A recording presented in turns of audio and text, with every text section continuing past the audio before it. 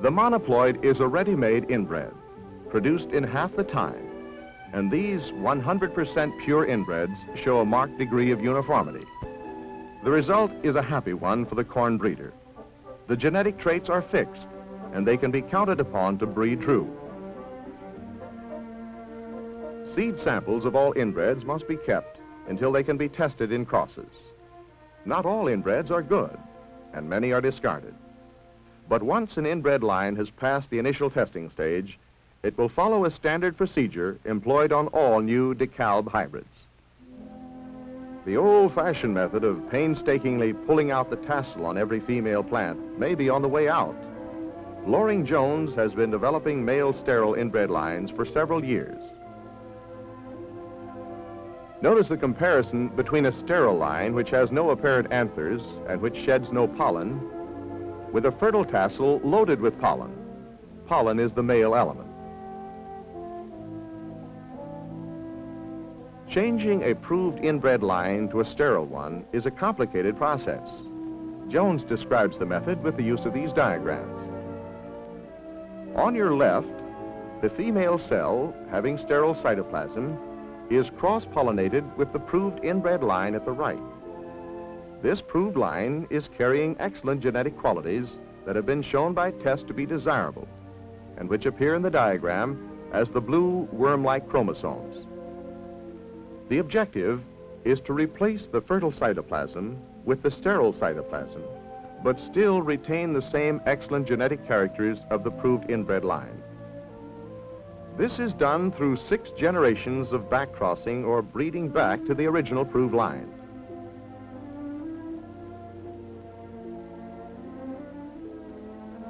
As generation after generation passes, note how the good genetic characters are being built up. They were half red and half blue to start with after the first crossing. Each succeeding generation reduces the number of red and increases the number of blue until the 6th generation, when all of the good genetic characters have been built into the line carrying the sterile cytoplasm. Reviewing the process, a sterile line is crossed with a fertile line. Through 6 generations of backcrossing back to the original proved line, a new sterile inbred is obtained, which is entirely male sterile and still carries all of the good economic characters of the original line. Used in production fields, these sterile inbreds not only eliminate much detasseling, but result in a better product. This diagram illustrates how the final cross is made using the male sterile on the one side with the addition of a fertility restoration element on the other side, which helps assure fertility in the commercial hybrid. All phases of the DeKalb breeding programs are speeded up tremendously through the use of a winter nursery at Homestead, Florida. Here, as many as 2 successive generations can be grown in a single winter season, and those, coupled with the one in the north, add up to as much as 3 years' research condensed into one. The Homestead Nursery is devoted to the development of new inbred lines and new experimental single and double crosses.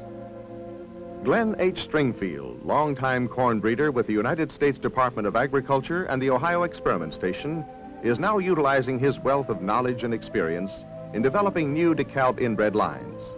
This encompasses the relationship of high yield, thick population, and excellent standability with low ears on the stalk.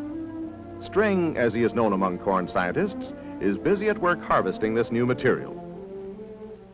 All of the corn of the entire nursery is gathered together and dried before trucking or flying north for planting in the experimental plots and breeding nurseries scattered over the Corn Belt. Probably the most important phase of the entire research program is the comprehensive testing necessary to properly evaluate the results. It is only in this way that the corn breeder can know what his work has accomplished.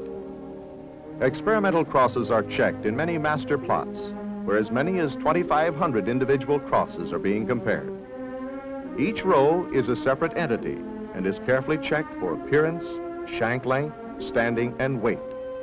Weighing the 20-row hand-planted entry gives a comparison for yielding ability. It must be increased in isolated plots, and the single cross used for planting in pilot fields. Very limited feed from the pilot fields are then used in a survivor where each new experimental must defend itself in numerous comprehensive variety plots as indicated on the map. In addition, state official yield trials throughout the country add to the testing information. An aerial view of a DeKalb comprehensive test plot shows where the new experimentals are pitted against outstanding DeKalb and competitive varieties already proved by customer acceptance. Here, too, various planting rates from as low as 12,000 per acre up to 20,000 plants create a severe stress so that only the most outstanding can succeed. The plots are viewed by experienced corn scientists several times during the season with extensive notes being taken. All of the information is placed on punched cards and then tabulated to bring together all of the valuable data from the many locations. One or two new hybrid varieties out of the thousands tested is considered a most worthwhile reward for the hundreds of hours that have gone into the research for a better hybrid. For it is here, in these comprehensive variety tests, that a new hybrid is found and evaluated. Only the best can be good enough to warrant the farmer's confidence in the DeKalb hybrids which he plants. East and west, north and south, America is finding new uses for corn, the crop that has nourished the nation from Pilgrim days till now. Some like it green, green and tall against the summer sky, green and succulent pouring into the feed bump, green and tender for the cattle.